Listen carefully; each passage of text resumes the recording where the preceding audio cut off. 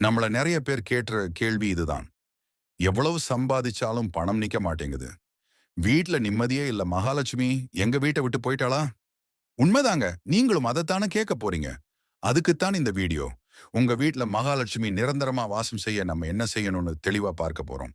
இறைவழி தேடும் அன்பர்களே, மகாலட்சுமினா வெறும் பணம் மட்டும் இல்லைங்க. அது மகிழ்ச்சி, ஆரோக்கியம், நிம்மதி, செழிப்பு இது எல்லாமே சேர்ந்தது தான்.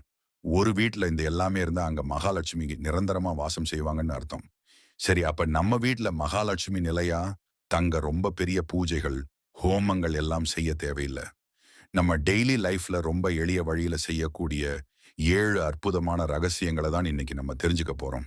அதுக்கு முன்னாடி நம்ம சேனல இதுவரைக்கும் சப்ஸ்கிரைப் பண்ணலனா, உடனே சப்ஸ்கிரைப் பண்ணிக்கோங்க. வீடியோவ கடைசி வரைக்கும் முழுவதுமா பாருங்க. அப்பதான் உங்க மனசுல எழக்கூடிய சின்ன சின்ன கேள்விகளுக்கும், சந்தேகங்களுக்கும் விடை கிடைக்கும். சரி, மகாலட்சுமி வாசம் செய்யும் வீடு எப்படி இருக்கும்னு கேட்டீங்கன்னா, அங்க சந்தோஷம் இருக்கும், நிம்மதி இருக்கும், அன்பு பொங்கும். சரி, அப்படி நம்ம வீட்டையும் மாத்த ஒவ்வொரு ரகசியமா தெரிஞ்சுக்கலாம். இப்ப வாங்க முதல் ரகசியத்துக்கு போலாம். ரகசியம் ஒண்ணு, வீட்ல தூய்மைதான் முதல் செல்வம். முதல் விஷயம், எங்க வீட்ல சுத்தமா இல்லன்னா மகாலட்சுமி வரமாட்டாங்களான்னு கேடுறீங்களா? கரெக்ட்டா கேட்டீங்க.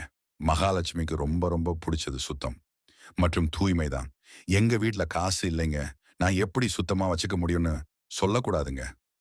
கையில காசு இருந்தா தான் சுத்தம் பண்ண முடியும்னு இல்ல.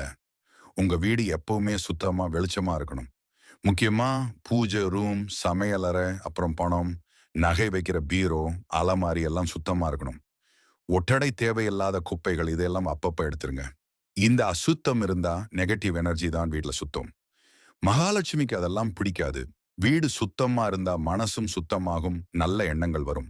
மகாலட்சுமி தானா தேடி வருவாங்க. அழுக்கு அகன்றால் அஷ்ட ஐஸ்வர்யம் வரும். ரகசியம் 2 தலைவாசலில் மகாலட்சுமியை வரவேற்கும் கோலம். அடுத்து வாசல் கதவு மட்டும் சுத்தமா இருந்தா போதுமான்னு கேடுறீங்க இல்லைங்க. நம்ம வீட்டு வாசல் தான் மகாலட்சுமி முதல்ல அடி எடுத்து வைக்கிற இடம். தினமும் காலையில எழுந்து வாசல் தெளிச்சு அழகான கோலம் போடுங்க.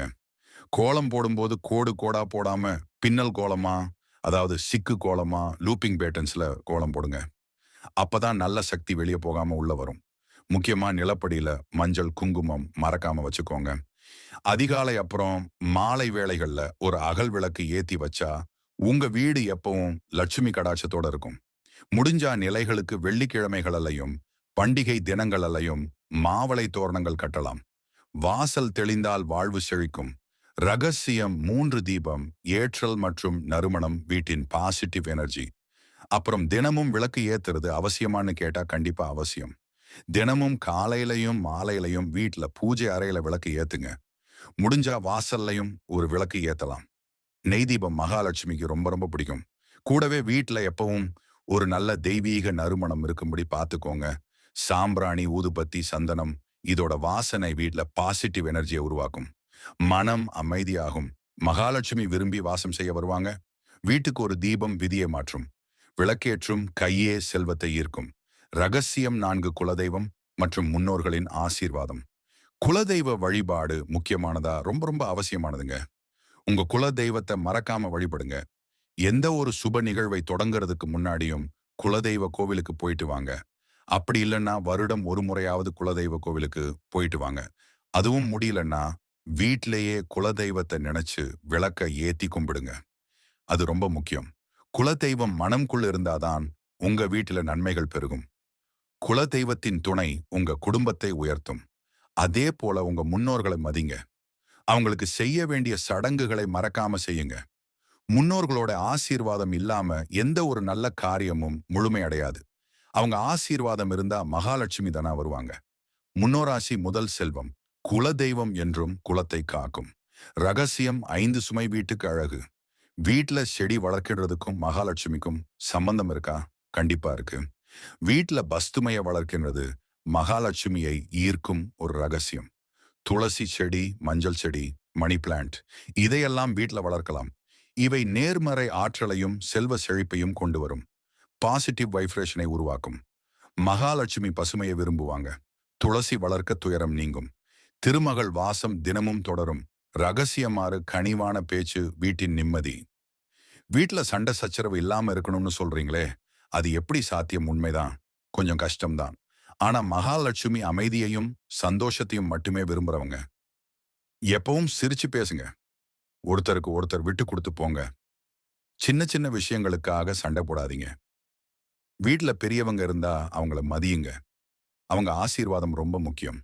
வீட்ல அமைதியும் அன்பும் இருந்தா அதுதான் உண்மையான செல்வம்.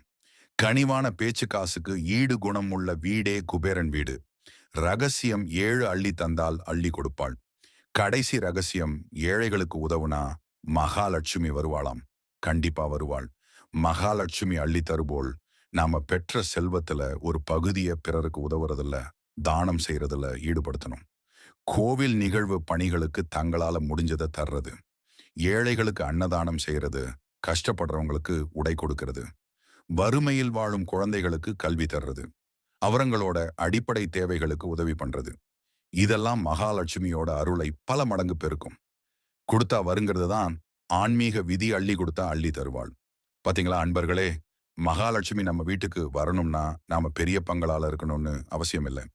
இந்த சின்ன சின்ன விஷயங்களை நம்பிக்கையோட மனசுல இருந்து செய்ய ஆரம்பிச்சாலே போதும். உங்க வீட்ல நிம்மதி பெருகும், ஆரோக்கியம் மேம்படும், கூடவே பணமும் செழிப்பும் தானா வரும். மகாலட்சுமி நிரந்தரமா உங்க வீட்ல வாசம் செய்வாங்க. இன்னைக்கே இந்த ரகசியங்களை ஃபாலோ பண்ண ஆரம்பிங்க. இந்த வீடியோ உங்களுக்கு பல பயனுள்ள தகவல்கள் தந்திருக்கும்னு நம்புறோம். அப்ப மறக்காம ஒரு லைக் போட்டுட்டு நீங்க பார்த்த இந்த வீடியோ உங்க நண்பர்களோட ஷேர் பண்ணுங்க. நமது யூடியூப் சேனலை சப்ஸ்கிரைப் செய்து கொள்ளுங்கள்.